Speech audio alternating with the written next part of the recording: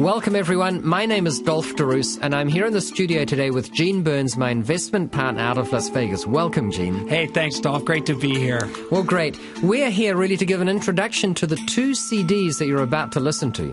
The two CDs are a preview to what we call the Great Real Estate Investment Adventure Course. We set out at the beginning of this year to buy one house a week for 52 weeks. In other words, to buy 52 homes in a year. And we're very proud to announce that we've achieved that. In fact, we achieved it in under 52 weeks because we kind of cheated a bit. We bought more than one a week on average. So we have since created a course on this, and this course is available. It's a weekend event. We've also got a product which is made up of 10 CDs and a manual. But the two CDs you're about to listen to are a preview. They chronicle basically how Gene and I met, how we came to decide to take on this challenge of buying a house a week for a year, and it gives you a taste, if you like, of what it involves, what you have to learn, the terminology, the things that are involved. Hopefully, if you're interested, you might be enticed to come along to our weekend event or even to buy the course itself. But anyway, the next two CDs are a preview to the Great Real Estate Investment Adventure Course. Please enjoy.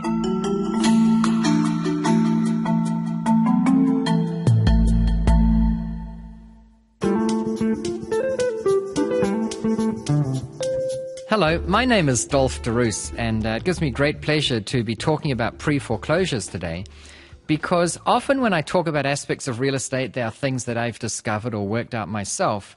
But today we have a special guest, and that we've got Gene Burns with us. And Gene, I want to welcome you and thank you for being here today. Dolf, it's my pleasure. Thank you very much for having me here. What I'd like to do, Gene, is start off by telling how we meet, because we only met, about 18 months ago. Yeah, that's amazing, isn't it? And why don't you tell the story? Because you were living in San Diego at the time, right? I was living in San Diego. We had just moved from the Bay Area after leaving a failed dot-com business. Like many other people. Like many other people. We moved to San Diego to be closer to my family. But one great thing that happened out of our move from San Francisco, we were able to sell our condo that we'd bought 10 years earlier. We had bought it for $200,000 and ended up selling it for close to $600,000. Wow, that's pretty good. Now, did you think you were a smart investor, or did you know it was just the market? At that time, I thought I was a very brilliant investor. No, what we wanted to do, we wanted to duplicate that somehow. We found how exciting real estate really was, and we decided, my wife and I, how can we duplicate this? And we decided to move to San Diego. Okay. So in order to duplicate it, what did you feel you had to do? Well, what we did, Dolf, is we took a lot of the money that we got from the home and we started investing in ourselves. One of the first things we did was bought Real Estate Riches, which was your book, and that inspired us to find everything we could about real estate.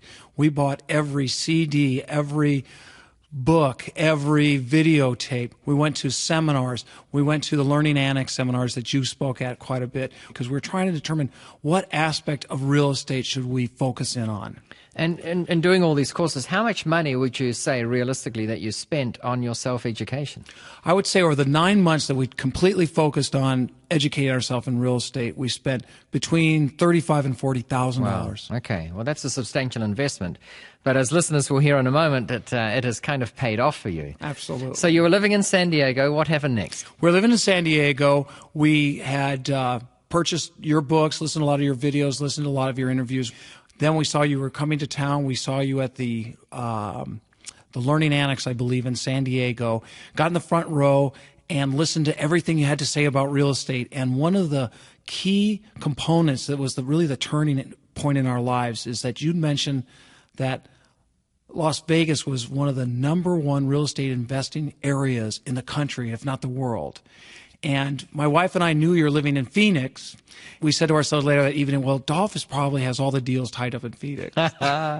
So let's go to Las Vegas. Let's follow Dolph's advice and go to the hottest real estate market in the country. Right. Now, when you say go to the hottest real estate market in the country, you're not talking about having a weekend trip there, right? Absolutely. We sold everything we had in San Diego. I had a consulting job that I was doing. We got out of everything and moved everything we had to Las Vegas. You see, and I think this is a significant point, because you guys, for whatever reason, the .com hadn't worked out in in San Francisco. You made a lot of money on your real estate. You wanted to get into real estate partially because of that profit. You invested 9 months of your time and some $35,000 or $40,000 in educating yourselves. Then when you heard that a market was hot, in this case the Las Vegas market, you made a commitment there and then. You quit what you were doing. You sold the house, and physically moved to Las Vegas, right? That's correct, Dolf. I mean, if that doesn't show determination and drive, I don't know what does.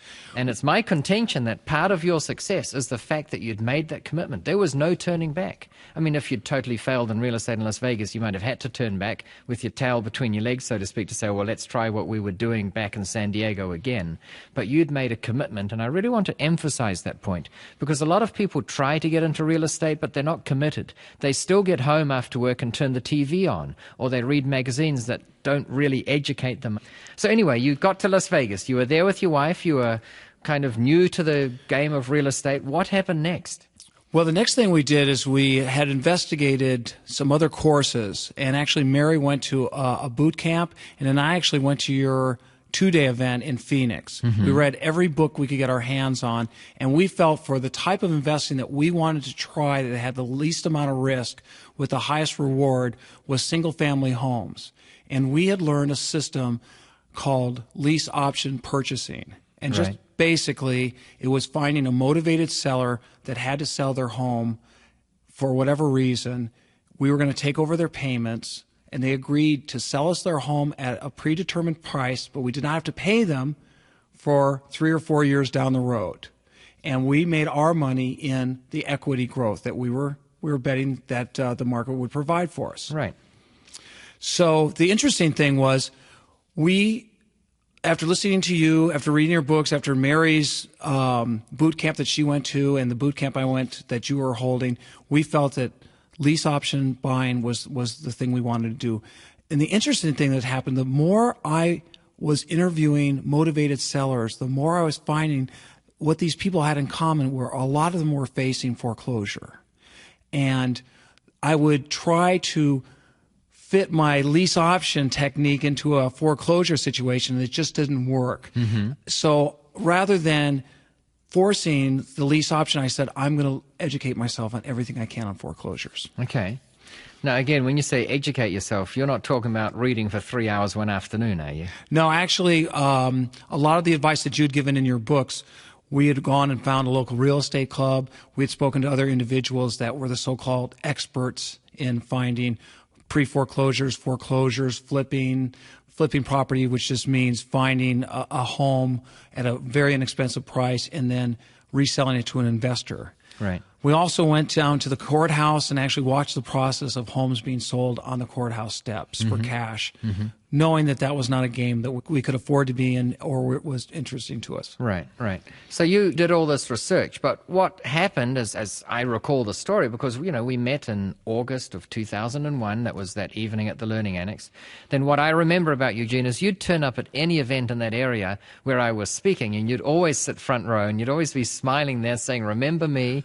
And the first time you heard me speak, I mentioned apparently that you should always have a business card printed with something like "We buy houses" on it. Just let it be known that you're an investor. And the next time you came along to an event, you held up this card and said, "Look, Dolf, look what I've done. I've done it." And I thought, who is this goofy person that always turns up? Exactly. What you said was, you have to let everyone know that you're an investor. The deals are not going to find you. You have to look at 100 deals, make 10 offers. Those 10 offers, 3 might be accepted, and then out of those 3, you get the hottest deal. Right. Well, we literally felt that you were the master of the game. You'd been doing this since you were 26 years old, and we decided that we were going to follow your advice. So every time we went to one of your lectures, you said, does anyone have a business card that says they're a real estate investor? And I didn't. So the next time I saw you, I had one of those cards. Right. And then less than 30 days later, we saw you at another event, and we had purchased our first home. And we purchased it for $1. Yeah, I remember that. We'll come on to that in a minute. When you were in Las Vegas and you'd done all this research, you kind of gravitated not towards the foreclosure market, right, but towards the pre-foreclosure market. Absolutely. Now, when you look in the papers and magazines, you see a lot of advertisements for people willing to sell you lists of foreclosure properties or properties that are in foreclosure. And let's just share with the listeners, what is it about foreclosure properties that we're not too keen on? What don't we like about foreclosed properties? Well, first of all, the foreclosure is a process. When the home is foreclosed upon, when it's actually sold in the courthouse steps, you're there actually bidding against other investors. You're paying cash for the home. Right. So you're in competition with other buyers. With other buyers, including the bank, Right. because their position is to purchase the home if no one else does to Right. secure So they their, have an interest. You have them to deal with. You have them to deal with. And then if you outbid the bank and purchase the home, you get it as is. That means it could be totally trashed. In a lot of cases, unfortunately, in Las Vegas, the appliances have been taken out and the cupboards and things. So there's very little value in those homes, but you get it as is. And what happens at that stage if there are still outstanding liens secured against that property? Well, in Nevada, what happens is once the home is foreclosed upon and you are the purchaser of it, all of their liens are wiped out. Okay. So let's say there was a $150,000 mortgage on the home. Once you bought the home for $155,000, you paid the bank off, that lien was taken away, and all other liens were wiped out against that property. Now, however, the seller who let the home go into foreclosure, in some instances, there could be a second against it or a mechanic's lien, and they can sue that person later on to get their money. Okay, but it can be messy for these reasons. Very messy. And that's one of the reasons why, Jen and I, over the course of time, have decided that foreclosed properties is not the game we want to be in because of all those headaches. Also, you tend to deal with people who can be quite antagonistic. The person who lost the home is not very friendly towards you. You're not helping him out. You're capitalizing on his misfortune. The banks aren't particularly friendly. The people who've lost money through liens that are now no longer valid or something, they're not very happy. So let's talk a little bit then about pre-foreclosed properties. Right. These are properties, as is officially called, they're in pre-foreclosure. Let's define what pre-foreclosure is. What does that mean? Well, pre-foreclosure could be anyone that is struggling to make their mortgage payment. Or in the state of Nevada, we have a deed of trust. But anyone that cannot make that monthly payment to the bank are, in essence, in pre-foreclosure. Right, on the basis that if they don't solve their financial shortfall or difficulty, then they are going to go into foreclosure. Absolutely. And just again to remind listeners, when you do go into foreclosure, you get this big X on your credit report, which says you've gone into foreclosure. That really messes up your credit for the next 10 years or so, doesn't it? It makes it very tough to buy another house, for instance, to get higher purchase or a loan for a car. Even just becoming a renter can be difficult because you've been in foreclosure. Absolutely. I don't think an average American realizes how much a foreclosure can destroy your credit. Right. You can, as you mentioned, very difficult to even get another house, to rent. Even employers look at credit reports now, and when you have a foreclosure on it, it's a horrible black mark against your credit. Right. Now, the unfortunate thing is some people going into foreclosure, headed towards foreclosure, they do not realize how much of a bad thing this can be for them. So they're not very worried. They tend to ignore the situation. But there is a larger body of people who do realize that going into foreclosure is really bad for your future. Therefore, you've got to avoid it at all costs. In other words, by definition, these people who are potentially headed towards foreclosure and they're aware of the risks of going into foreclosure, they are what you could call motivated to come to some kind of arrangement with you. Would that be fair? They are probably the most motivated sellers on the planet. All right. Now, everyone who promotes real estate always says, buy from a motivated seller. I think I've got it in my book somewhere, and I know lots of other people who talk about the benefits of investing in real estate. They say, buy from a motivated seller. And we have, I think, in the last couple of sentences, identified who constitutes the most motivated seller out there. It's the people who know that unless they do something, they're going to go into foreclosure, and their lives for the next 10 years are going to be very difficult. Absolutely, Dolf. The ones that I've been specifically meeting with have been able to cover the first payment, the first mortgage. But what happens is a lot of times they take seconds out to get a pool, to get a truck, to get other things. And the second is usually what gets them in trouble. If they can't make those payments, they realize that they're heading towards foreclosure. The only thing that can save them is usually a quick sale. Right. And that's where we've been able to come in and assist these people before they go down the road too far. Right.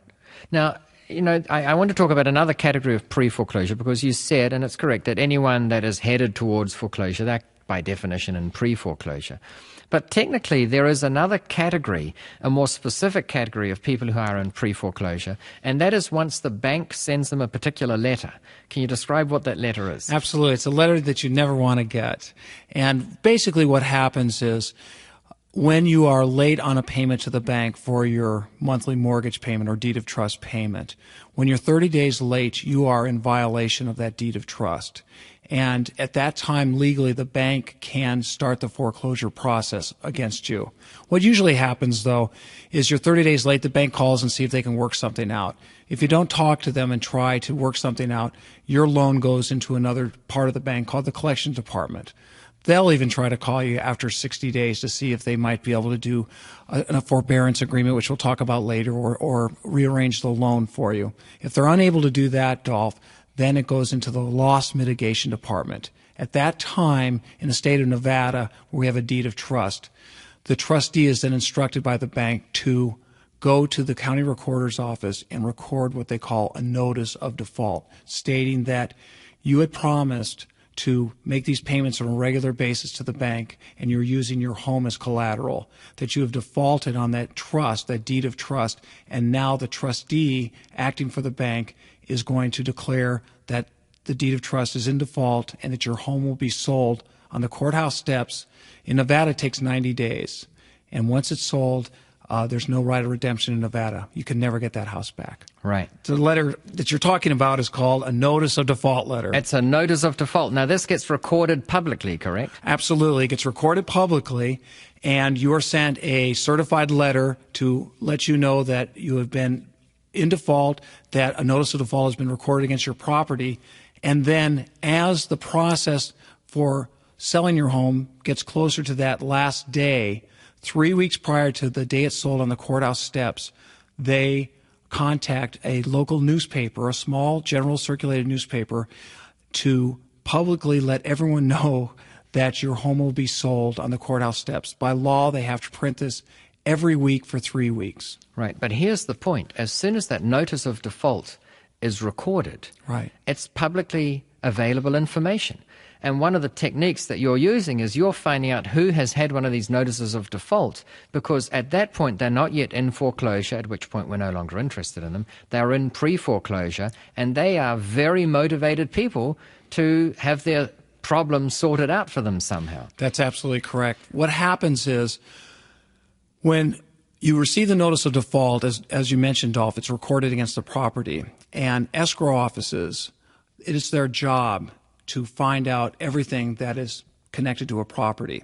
So when a notice of default is recorded against a property, it is then public information, and these title companies and escrow companies buy these lists, and then they forward them to lawyers who try to help people stop foreclosures by bankruptcy law, and to a lot of investors. So on an average right now in Nevada, I'm getting between 40 and 60 individuals that are going to default daily.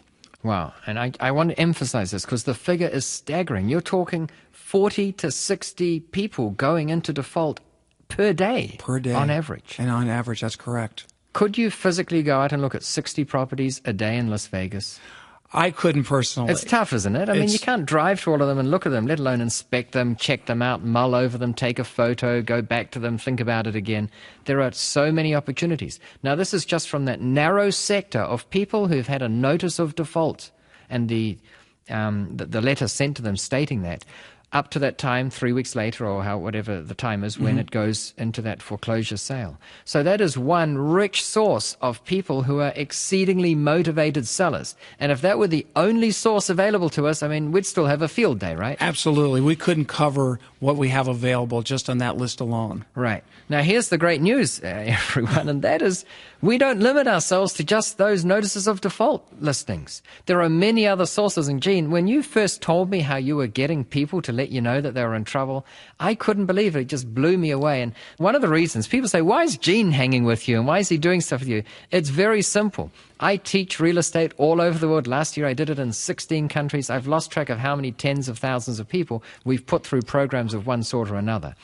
Most people enjoy what they hear, but that doesn't interest me. Some of them go out and do really well, but very few take massive action. And I think it's fair to say that Gene, as you've already heard on this tape, he said to his wife, honey, we are leaving. We are going to Vegas. He sold everything. He moved. He made a study of it, invested $35,000 to $40,000, invested 9 months full-time learning about real estate. When you found this mother lode, or whatever you want to call it, of sources of motivated vendors, you didn't stop there. I want you to share what you did, where every 2 weeks you would print 10,000 leaflets. What did you do there, Gene? Well, we found that as we started studying the city, we found that there were certain areas that had higher appreciation area and value than others.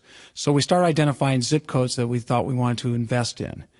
What we did is we took a flyer that stated that simply that we bought homes. We helped people that were in financial trouble. We would help people in bankruptcies. We're interested in buying your home. We would print up about 40,000 of these every couple of weeks, and we found a distributor to take them and put them on the doorknobs of homes in areas that we were interested in investing in. Well, this is incredible. Now, explain this in a bit more detail. When you say you found a distributor, it sounds like some national distribution company. What does it mean to find a distributor? Well, it's not as complicated as everyone thinks. Once we went to the printer, and you want to keep in mind, we wanted to keep our costs down. Right. We didn't have a type of budget where we'd mail letters out and have glossy stock and things like that. So we went to a printer. We're able to negotiate a very good rate on colored paper that no one else wanted. And we asked them, do you know anyone in the area that puts flyers on doors? Like, you know, everyone's gotten a pizza delivery thing on their door or some type of advertisement. So that's what we were looking for. And we found a very nice gentleman that charged us about, I think it was about $600 per 10,000 flyers. And he had a crew of people that worked for him. And he would drive down the street and make sure that they actually went on the doorknobs and not in the local trash cans. So $600 per 10,000 flyers, that works out at 6 cents a flyer 6 cents to have them delivered. That's right. That's pretty good, isn't it? It was, not only was it a great price, every time we did that, we would pick up 2 homes. Well, and this is what I want our listeners to be aware of. You know, I don't know what they cost to print, but I imagine they were 5 or 6 cents each, or probably less. You can photocopy sheets for 2 cents in bulk.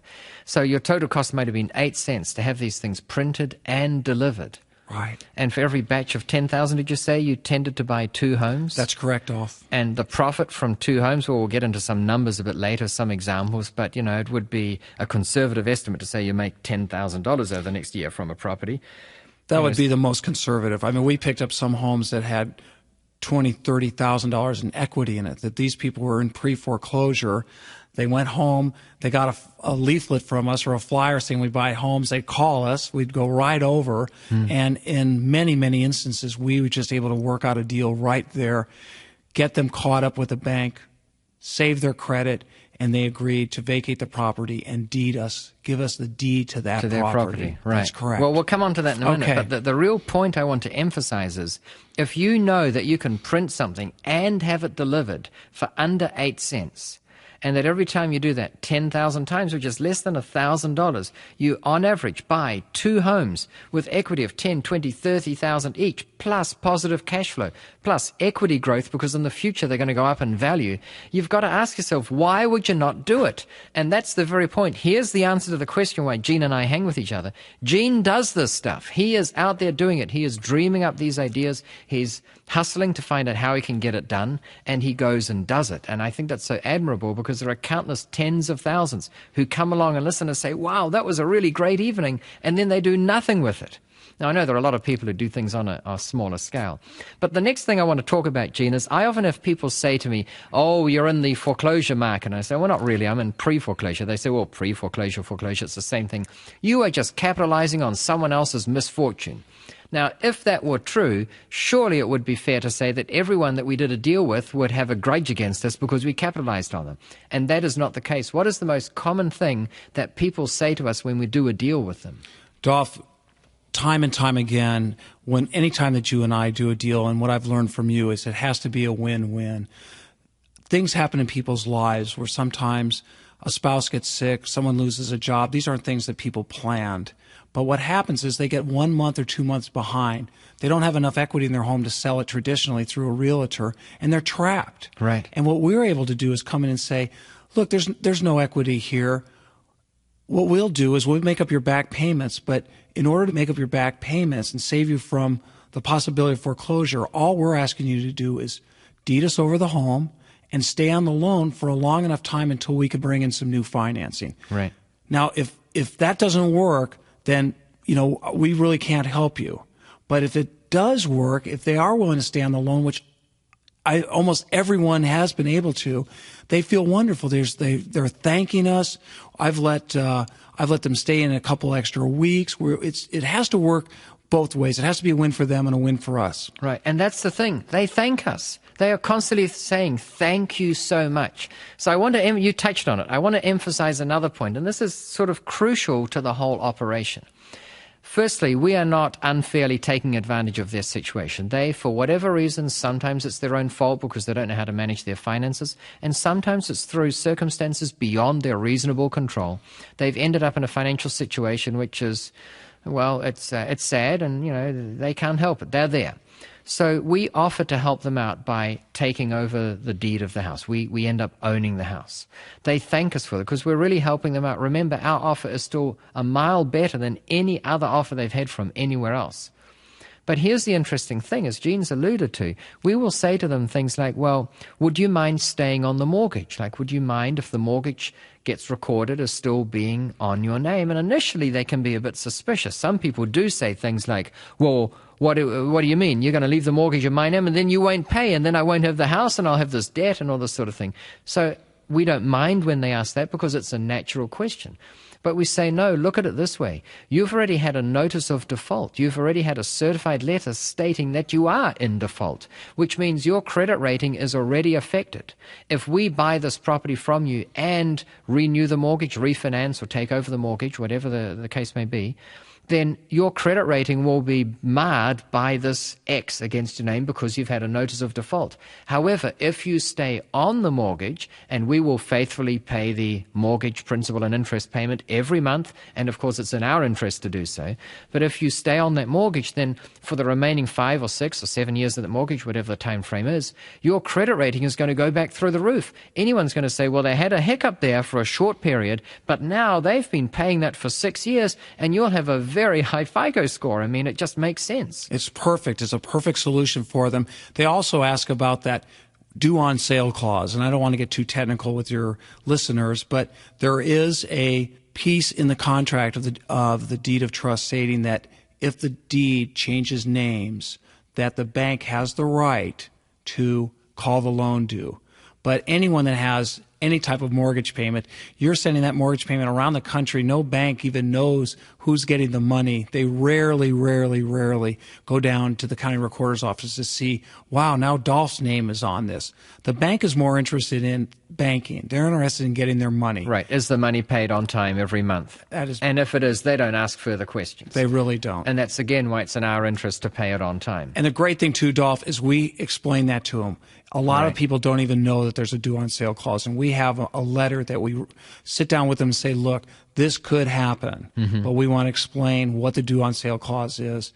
And if you are uncomfortable with staying on the loan and do not want to do this deal, we're okay with that, but we always let them know what's going on. Full disclosure. Full disclosure. Now, here's the interesting thing. So we say, well, would you mind staying on the mortgage? Their initial reaction is, whoa, hang on a minute. Now I'm making myself very vulnerable. Why would I do that? We explain to them that by staying on the mortgage, since we will make those monthly payments without fail for the duration of that loan, that their credit rating will go through the roof. And again, they say, well, thank you so much. You guys are so good to us. But then they ask a question which I understand why they would ask it. And the question is, why would you do this for us? Why would you raise our score, our FICO score, our credit rating? Why would you do it? And here's the really interesting thing. We don't do it without self-interest, of course.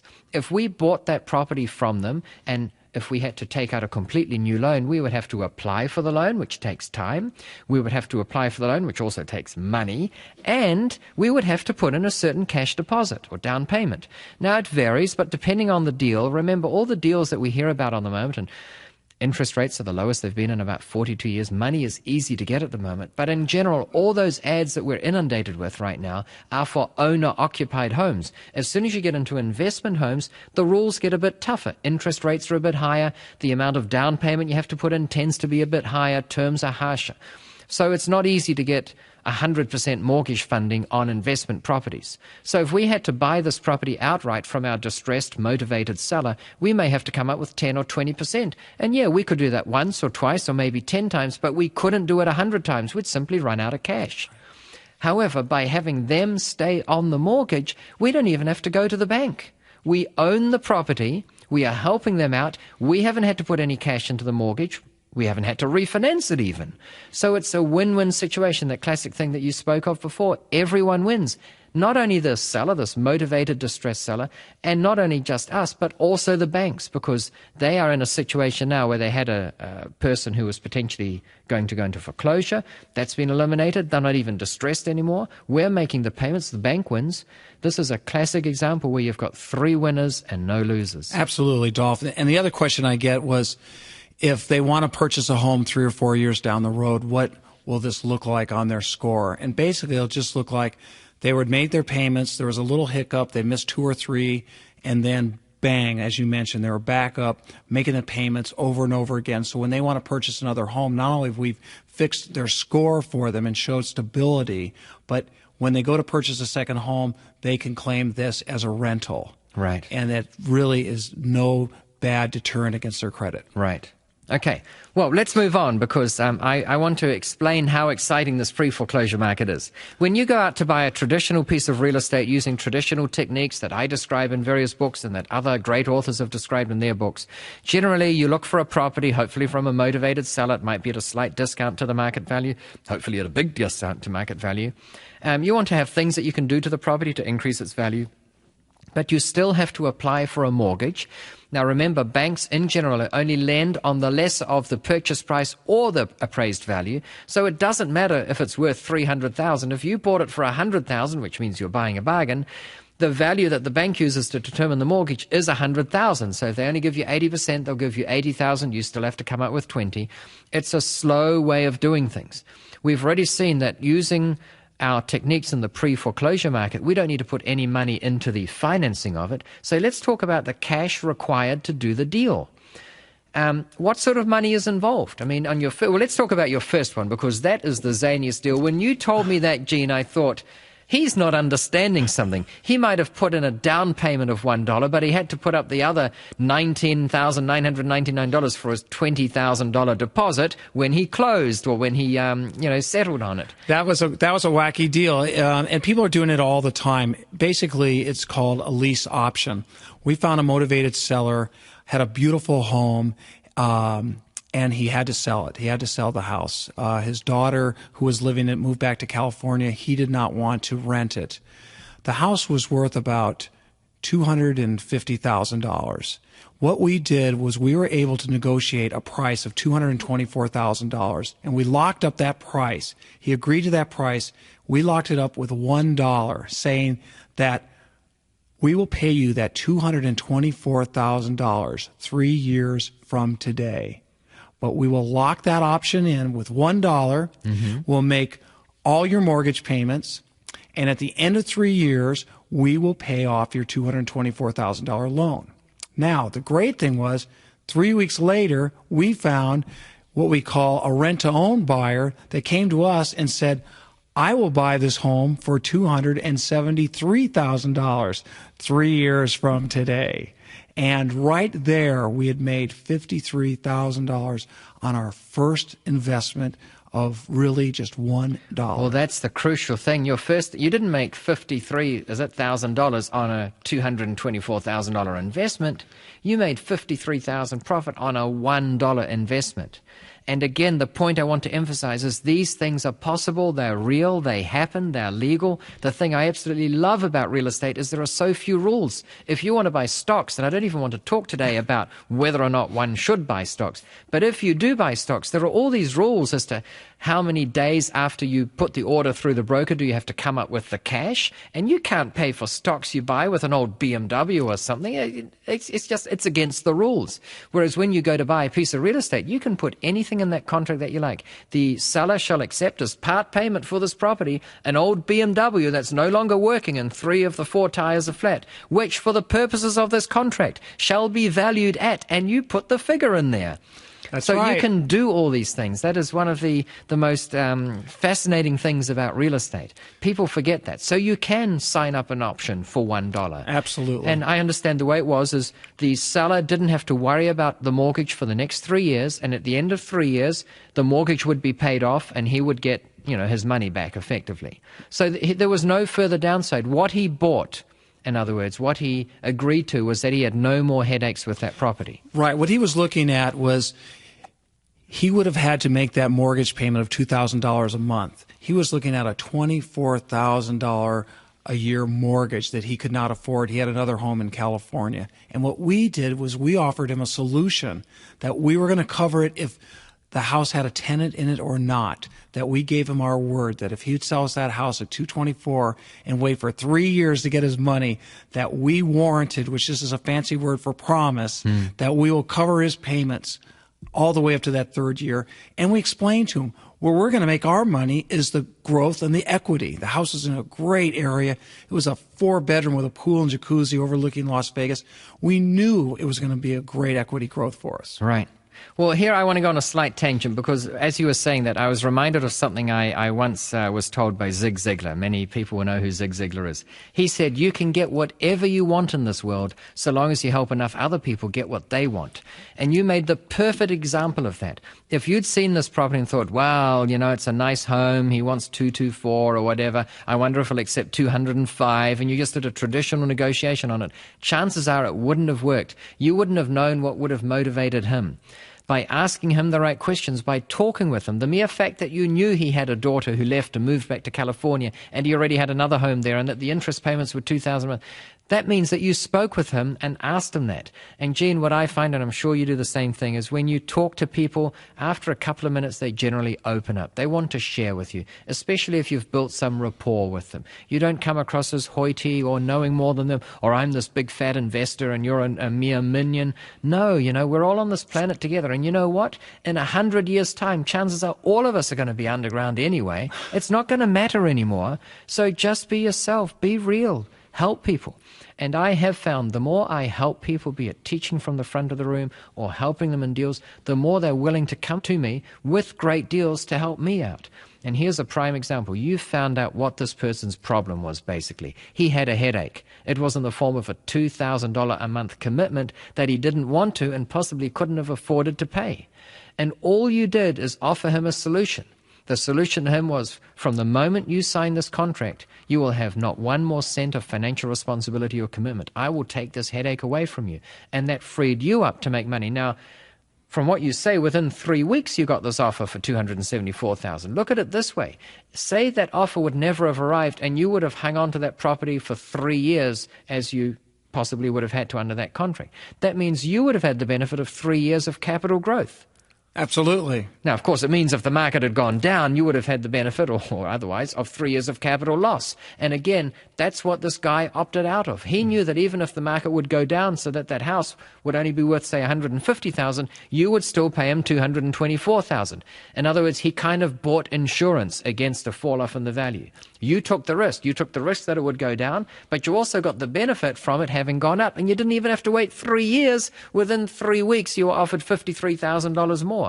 This is what I call a hot deal, and these things are available. And I really want to acknowledge you, Gene, for having gone out of your way to do this, because the one thing we failed to mention at the beginning, and I'll raise it now, is the following. It's not as if for the 19 years prior to making your move from San Diego to Las Vegas, you'd been in the real estate game.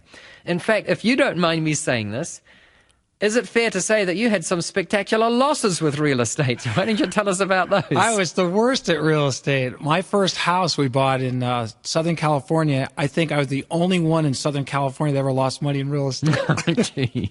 We bought this home, a little home on a big lot, and during those horrible times in, I think it was the late or mid 80s, there was a horrible riot in Los Angeles, and everyone was moving out. We had a first, second, and third on this house. We lost $70,000 on that home. What was the sale price? I mean, we had bought it, I think, initially for $200,000, and we had to do what is called a short sale with the bank at $130,000. Wow! So you lost a substantial proportion of the value of that property. Not only did we lose, but after that horrible situation, the federal government decided to send us what they call a tax bill because it was forgiven debt. So even after we lost all that money, 6-8 months later, we get a tax bill for another $13,000. Oh, gee. I just go, I am the worst at real estate. Well, everyone, this brings us to the end of CD1, and in a moment we'll continue our discussion on CD2. But in the meantime, Gene, would you like to explain to people how they can find out more about what we offer? I'd love to, Dolf. You know, the great thing, too, is even though we've been investing for so long together now, I still go to your site almost daily. You know, www.dolfderoos.com. Although it's in my favorites now, I go there, I use the calculator, I see their other products, your books, the REAP, all the products that I use in my daily investing. So I strongly recommend to anyone that's a real investor or wants to become an investor to stop by that site. They'll see our great real estate investing and venture course, which is one of the best courses I've ever seen on any real estate investing. And I just love going to your site to see what's up next, where you're going to be in the world, and how I can come and be there with you. Well, thank you, and we'll continue on CD2.